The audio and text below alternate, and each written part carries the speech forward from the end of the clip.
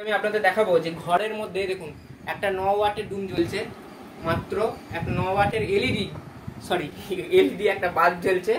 তো আমাদের চলতি কথা এরকম বলে থাকি। তো এখন দেখাবো এর আউটপুটটা কত এই আলোয়। দেখুন এটা পজিটিভ, এই যে পজিটিভের মধ্যে আমি এখানে কানেকশান করে নিয়েছি, কত দেখায়, আর নেগেটিভটাও এখানে ইনপুট করব। এবার দেখব কত দেখায়। দেখুন 6 ভোল্ট কারেন্ট দিচ্ছে, 6.4 কিন্তু পাওয়া যাচ্ছে এই আলোয়। ছায়াটা সর, ওদিকে সরে যা। এই যে এবার দেখুন এটা সোজা করব, ডাইরেক্ট আলোটা পড়বে। এ দেখুন 7.8 হয়ে গেল, দেখুন 8.4 হয়ে গেছে এখন, 8.4। কিন্তু যে এটা কাট করে দিচ্ছি ডাইরেক্ট আলোটা পড়ছে না, এবার কিন্তু 6.7। আশা করি আপনারা বুঝতে পারছেন। ঠিক এই রকম। এবার যদি আমি ওখানে আরও একটা আলো জ্বেলে দিই বা বাইরে নিয়ে যাই, আবার একটা যদি জানালা খুলে দিই, তাহলে কিন্তু অন্যরকম হয়ে যাবে। এবার জানালাটা খুলে দিই একটু।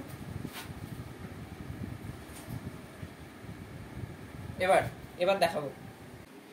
এবার দেখুন জানালার ধারে নিয়ে এসেছি, একটা মোটামুটি আলো, খুব একটা বেশি আলো নয়। তো এখানে কত আউটপুটটা হচ্ছে দেখুন, দেখুন 13.8 হচ্ছে, 14। এটা কম আলো নেই, বাইরে রোদও নেই, কিচ্ছু নেই। এখন বিকেলবেলা বাজে 4:30 পৌনে 5টা।